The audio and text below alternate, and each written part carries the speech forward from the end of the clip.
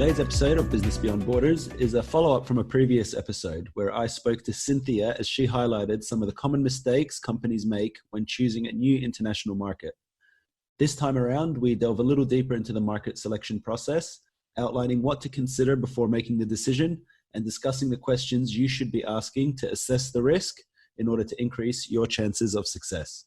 Thought we'd start off by maybe getting your thoughts on what advice you'd give someone looking to expand internationally and how to avoid these mistakes from the get-go. Look, I'd say depending on the size of what you are doing, if you are thinking of the financial piece, if you are making decisions that are worth more than a couple of $100,000, it is worth investing in really good financial modeling to allow you to predict the future with some degree of certainty. So that you're not just doing it off numbers you did on the back of a coaster at the pub or just holding a wet finger up in the wind. You've got some numbers where you can make adjustments and you can run scenarios and have some idea about how things might go depending on what you do. I think that's really important. I think it's really worth sitting down and doing some capacity planning exercises when it comes to team and thinking about how the staffing's working for you at the present time. And then looking ahead and trying to anticipate what international stuff you'll be doing in 12 months and what you will need to do to prepare for that and whether you can afford to do that or when you'll need to bring more people on if you can afford it. Yeah. Well, I can imagine going internationally, the last thing you want is it to affect your domestic business. Yeah, but it really can if you don't staff it properly. It really can. And it can affect all areas of your life. It can affect your health, it can affect your family life. It can, as we've said, affect the domestic business. So that's really important. And look, on systems, I think businesses of all sizes, whether they're operating internationally or not, should be really focusing on getting their systems in order. But I would say as you are going international, stand back and actually audit your systems and see what you've got and what you need to improve. Do an exercise and say, well, where are we on a scale of 1 to 10 on systems? Which ones do we need to fix right now? Do we have a financial system that can be used and accessed simultaneously in several countries at the same time if we've got people working around the world? Do we have a sales funnel that's going to work pretty much anywhere in the world? Do we have a product creation system that just works and is well documented so that people know how to do their job without talking to the founder? Does everybody have a position description? All that kind of stuff. It's interesting stuff, I have to say. And depending on the size of the business, I guess, if you're looking to launch internationally and you're about to invest some time and resources into getting the right answers, what kind of investment, both time and money-wise, would you expect companies to make before they actually pull the trigger on, entering a new market? Look, it's kind of a how long is a piece of string question. So there are a few things to take into account. Where you want to go, so is it going to be a difficult market? Because a difficult market will often cost more than one that is easy because there'll be more hoops to jump and more things to work around. How do you want to go in? So if you are, let's say you make bikinis and you send them via DHL all around the world and you sell from your website, that kind of going international is way less expensive than if you say, okay, well, we have to set up a fully fledged office and staff it with 5 local people, or we're going to go to another country and acquire a company. That's a much different and more expensive proposition. So how you go in is going to have an effect on cost. And then the other thing that affects it is, well, how much time are you going to dedicate to doing the project? So if you had somebody who was solely dedicated to doing the international piece, they could probably spend several months working on it intensively. Then you'd be ready to launch. But if you're a small business and you've only got a couple of founders and you still have to run the business in the home country, it's going to be a longer process because you can only devote a little time to it each week or each month. So you might be looking at a year before you can launch. We've worked with clients who've been very consistent as small businesses and they have managed to go into new markets and make sales within 4 or 5 months. That's certainly not everybody. Some people have worked on it for a year and it's still not ready to go. But I'd say if you are disciplined about it and you can put some effort and energy and some investment behind it, 6 months to a year. For a smaller business, probably shorter for a larger one. Yeah.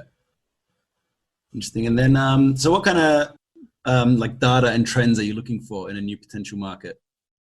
So say you're an Australian company, you're looking to enter the UK, for example. What kind of data, what trends are you looking to find in terms of, is it market share, how much market share there is?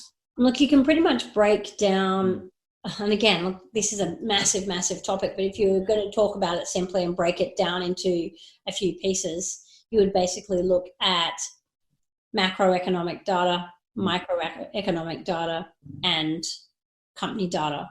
Yeah. And so you're trying to build up pictures around different bits of the economy. So on the macroeconomic side, you might be comparing GDP in different countries. You might be having a look at different countries to say, well, where is the economy going? So if you have got two markets that are next to each other, let's say you're looking at ASEAN markets and you've got two markets in ASEAN, two Asian markets, and you're trying to decide, well, we don't have the resources to do both, which should we go to? Yeah. You might start by looking at the trends. And if you saw that one was accelerating and one was decelerating, then you'd probably say, look, we're going to go to the one that's accelerating because the market is growing, people's capacity to spend is growing, and in the environment that's decelerating, maybe that's not the case. No, that's a very simplistic kind of analysis, but you need to be looking at, well, what's the economy doing? Yeah.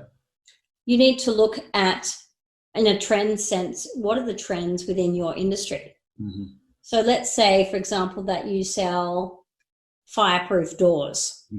You would be wanting to go to places where those fireproof doors are going to be used. And where would fireproof doors be most in demand? Probably in somewhere where there was a lot of new building going on, and where there were a lot of buildings that needed fireproof doors going up. So cities that have lots of office tower construction and lots of hotels in play. So those are the kind of trends that you're looking for.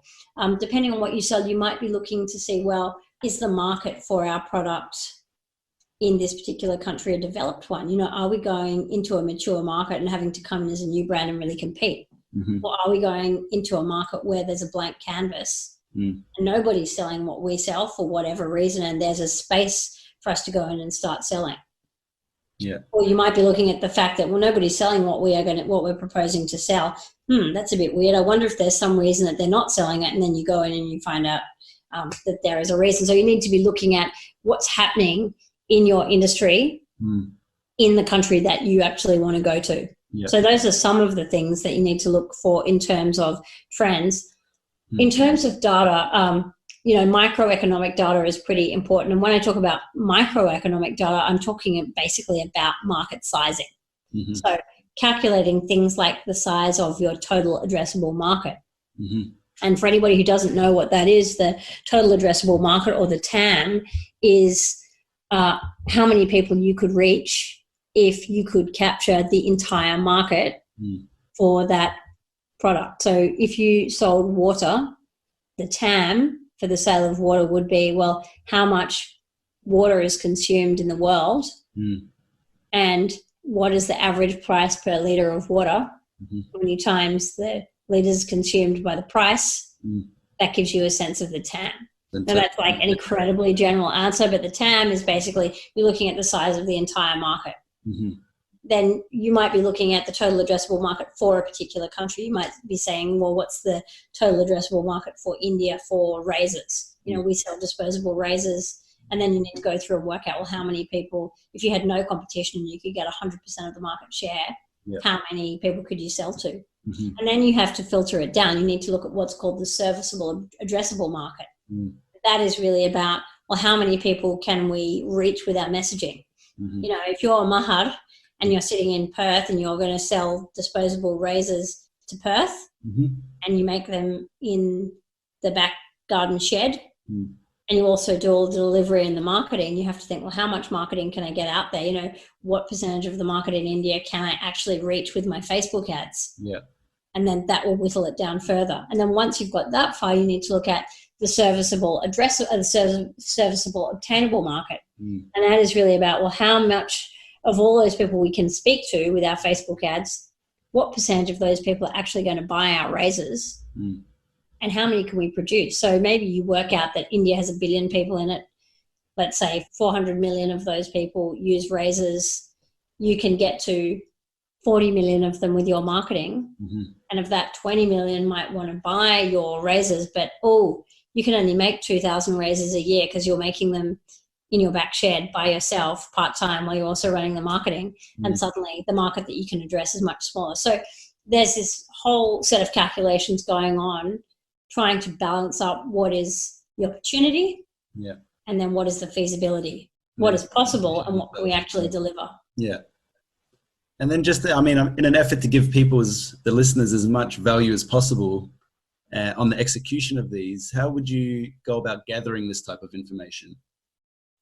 There are a few ways you can do it. You can buy reports off the shelf from a range of different outlets that provide commercial intelligence. Now, those are great because they're credible and they're put together by serious people who know how to run market research. So there are some real positives there. It saves you a lot of time. You can pay several $1,000s and get a report. The downside to that is that the report will not be customized to your particular circumstances. So there is a starting point there in terms of buying research. You can also find an enormous amount of stuff out there in the public domain for free. So, if you don't have the money to pay thousands of dollars for a report and you've got a bit of patience and you're relatively smart, you can go and put some of that stuff together. But the downside there is it's very, very time consuming. And sometimes you're going to need to go and speak to people in the market and not just rely on what Google says. You'll want to go and actually interrogate people in the market and say, look, we're thinking of providing this. How does that fit with what you have in mind? What problems do you have? How can we solve them? And you might not be able to do that, because you're Maher in his back shed making his razors and he doesn't know anybody. He doesn't know any Indian customers he can call and ask them if this razor meets what they need. And so the third way that you can do it is that you can get people who specialize in this kind of stuff, like Deere and Associates, to actually go and put that research together for you. You can go and say, look, we want exactly these questions answered.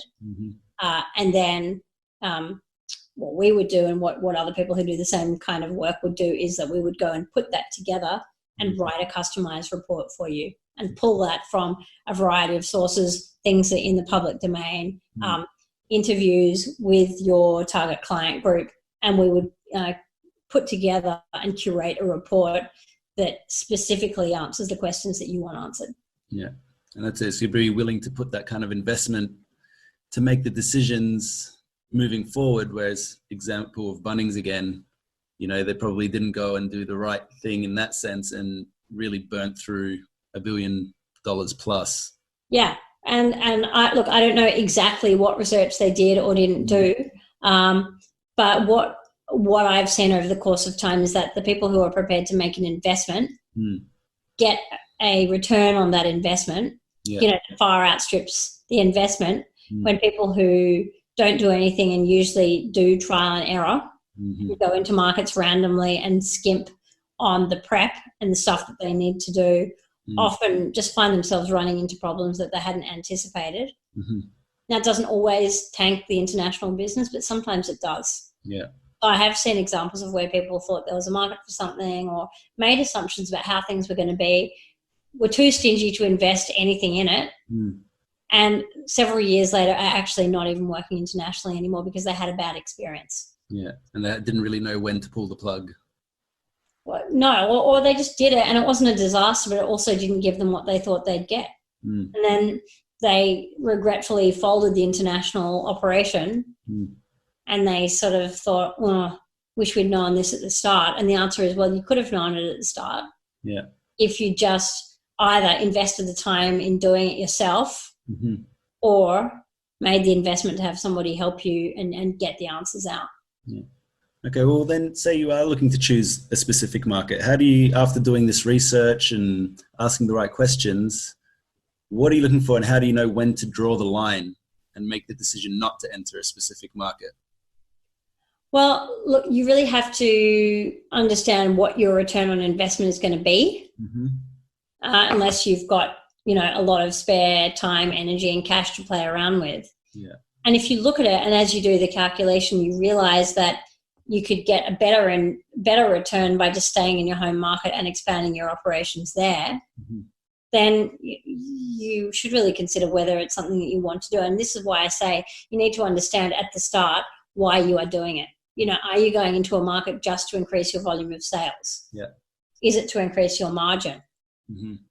Is it so that you can scale production because you want to get one of those huge customers so you can ramp up production? Yeah. And so you need to understand what is the return on investment that we need to make this worthwhile. And do we feel reasonably confident that if we get this right, this will give us a better return on investment than we would get if we just continued what we are doing and possibly expanded organically and gradually in our home market. Yeah. So a lot of it is really linked back to, well, why are you doing what you're doing? What are you hoping it will deliver for you? Yeah. Well, I think we're going to end it at that. You've given us a lot to digest, and I'm sure the listeners got a lot out of that. Is there anything else you wanted to touch on before we call it a day?